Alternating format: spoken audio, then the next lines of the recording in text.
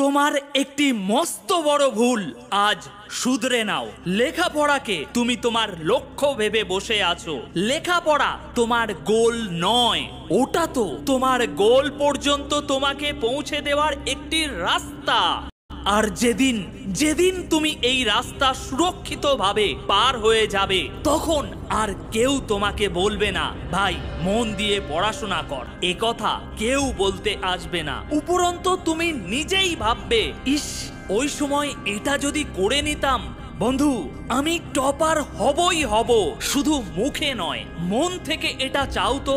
এবছর না হলেও সামনের বছর নিশ্চিত আমি টপার হব, এটা বিশ্বাস করে লেখাপড়া শুরু তো করো। ধীরে ধীরে মন লেগে যাবে। সময় থাকতে যদি লেখাপড়া করে নিতে পারিস, তাহলে একদিন সোনার মতো চকচক করবি ভাই, নয়তো পাথরের মতো ভেঙে টুকরো হয়ে যাবি। কি করছো তুমি? ওটা কোথায় মনোযোগ দিয়ে রেখেছো? এটা স্বপ্ন সত্যি করার সময়। কি করে আরো ভালোভাবে পড়া যায় সেটা ভাবার সময়, নাকি জড়বস্তুর মতো বিছানায় পড়ে থাকার সময়? ওরে ভাই, তোর এখন জাবানি চলছে।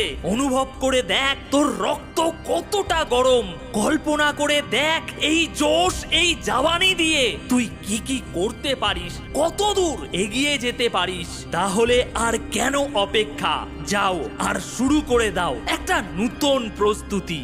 মজবুত হতেও মজা লাগে তখন যখন সারা দুনিয়া তোমাকে কমজোর ভেবে নিয়েছে। অকাত বাড়ানোর জেদ তখনই আসে যখন অনেক মানুষ তোমাকে নিচু দেখিয়েছে।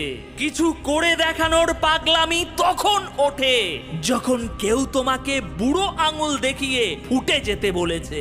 কারোর নিন্দা শুনে কখনো নিজের লক্ষ্য বদলিও না, কারণ লক্ষ্য সফল হতে না হতেই মানুষের বাক্য বদলে যায়। আরে বদনাম হওয়ার ভয় একমাত্র তারা পায় যাদের নাম কামানোর হিম্মত থাকে না। আর যেতে যেতে তোমাকে এটা জানিয়ে যেতে চাই যে বন্ধু, টপাররা কোনো আলাদা বই পড়ে না, ওই একই বইটা আলাদা ভাবে তারা পড়ে, যা তুমি মোটেও করো না। আর তাই তুমি কোনোবার টপার হতে পারো না, তবে কখনো তুমি সেটা হতে পারবে না এটাও সত্য নয়। তুমি চাইলেই হতে পারো, তবে সেই চাওয়াটার মধ্যে অতৃপ্ত চাহিদা থাকতে হবে। বন্ধু, এভাবে বারবার আমি ফিরে আসব তোমাকে পথ দেখাতে।